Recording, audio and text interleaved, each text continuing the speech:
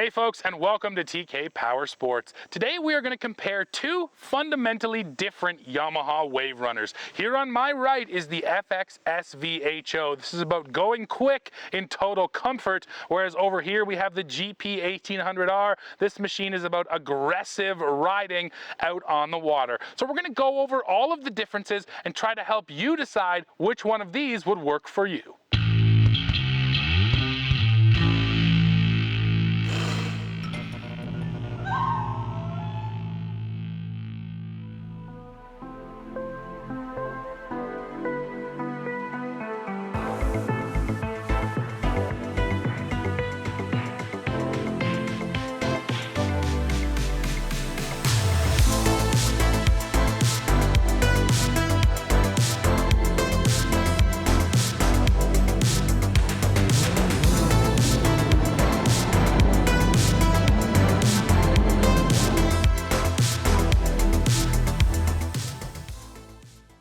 Let's kick it off by looking at some of those differences that I mentioned. So over here on the FX, this thing is all about luxury, and it's also about size, because size equals stability and comfort in the water. So this machine over 800 pounds, whereas over here on the GP1800R, this is only 717 pounds. It's about a 150-pound difference between the two. And of course, the lighter machine is going to result in a better handling feel out on the water. Now the FX here is also longer, 9 inches longer than our GP1800R, about an inch and change wider than the GP1800, and then the height is actually almost the same. So it's really in the length and the width where this FX feels that much bigger. And then even just in the seats themselves, you can see on the GP1800, the seat is nice and skinny, a little bit more reminiscent of something like an ATV or a dirt bike. Over here on the FX, this seat is big, wide. I call it a comfy couch for a reason. This literally looks like a couch cushion.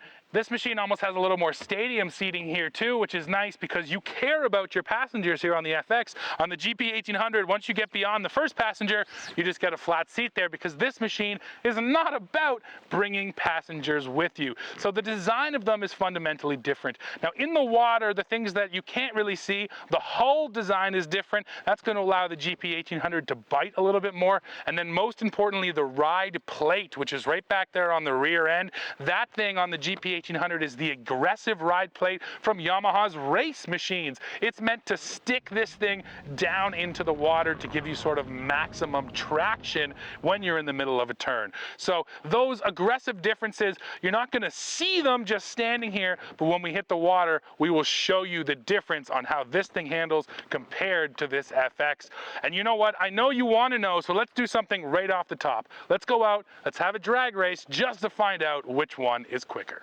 I told you about the hull design differences, but let's cue up this drag race with the powertrains. So in the blue GP1800R, we have the 1.8 liter 4-cylinder high output engine. In the black FX, we have the SVHO. That's the Super Vortex high output engine. It's the same 1.8 liter 4-cylinder, but it is supercharged. So naturally, the black machine should be quicker because it's got more power, but it's also heavier. Let's see what happens. Time for the drag race, folks. Matt's over there on the GP1800. I'm over here on the FX. Of course, I got the supercharger, he doesn't, but we still need to find out which one is quicker, right? So let's line them up best we can. Okay. Now we're gonna pop them into forward before we go to make sure we get that nice, quick, crisp acceleration. And here we go, Matt, on go. Okay. 1, 2, 3, go!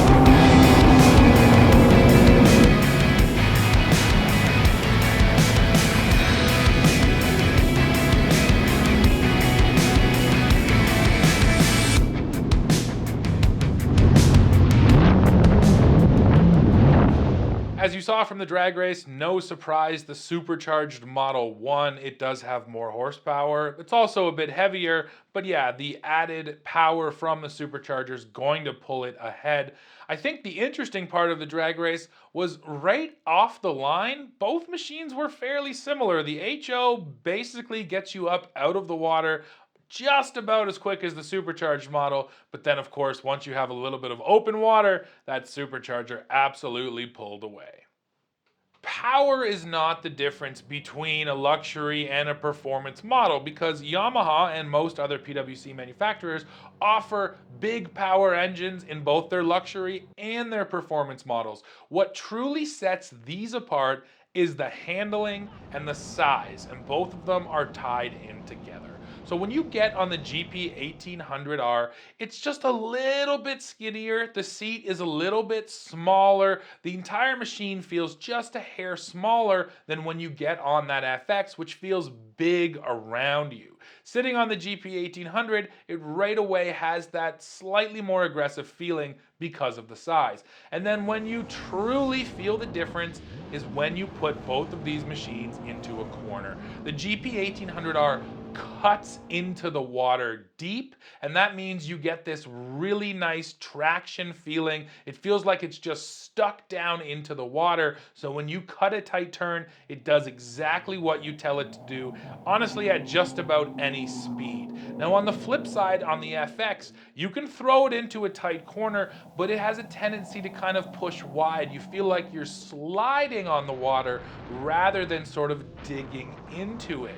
Now that means the corners aren't as sharp, and if you do cut a really sharp corner on the FX, you are more likely to sort of lose traction with the water, to have the rear end step out on you a little bit, and it just means over a while of riding, you just don't end up riding the FX that hard because the limits are very easy to find. That's the key here. For an aggressive rider, you're gonna find the limit of the FX quickly. For an aggressive rider, you're not gonna find the limits of that GP1800R right away because the limits are way higher when you're pushing it.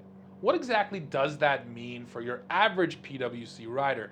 I would say after a day on the water on the FX, you're just not as tired. Your arms aren't as tired, your legs aren't as tired, you're not working as hard, because when you are cutting corners, you don't have high G forces, whereas on the GP1800, you're fatigued. You have to absolutely be up and riding that machine to get the most out of it. So that's truly the difference here. The FX just comes across as a more relaxing ride, even when you're, barreling down the lake doing those high speeds. It just doesn't make you work that hard to ride it, whereas the GP1800R, to get that top performance, you really do have to work at it. So if you're just comparing, again, should I get the sport machine or the luxury machine, I think that's the difference you should consider. How much of the riding experience do you want to be sort of handled by the machine, and how much do you want to be involved in the experience?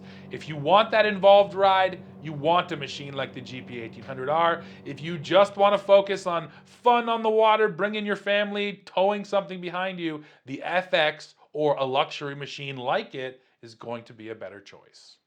So by now I hope you understand the difference in sort of the handling and the storage and the whole experience on these two different machines. But just more generally, that's just the difference between sort of the sport and the recreation side of PWCs. Now the last difference we have to talk about is, of course, the price. So the GP1800R HO, which is the most affordable way you can get a GP1800, is going to cost $14,200 in the US. As you see it in this video, these are 2023 models. And then if you want to step up to this FX SVHO, you're going to be paying $18,900. So it's over $4,500 difference between the two models that you see in this video. And you have to decide, do you really need all that extra power on the water? Do you need the supercharger? And then do you need the bigger unit with all that storage? Now, if you were just to step up from a base GP1800 to the base FX HO, so same powertrain, that's only about $1,000 difference, a little bit more. So at the base, the difference isn't massive, but yes, once you start adding features to the luxury models and more power, the gap gets quite a bit larger. So this is going to also affect your decision. How much do you want to spend, and what are you looking to do with your machine?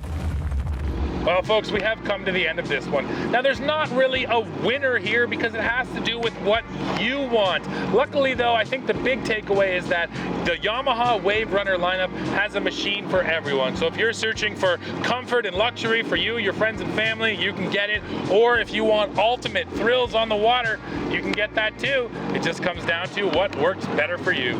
So, like I said, that's it for this one. Now, please go below, leave us a comment. Let me know what you think about these Waverunners. Which one would you buy?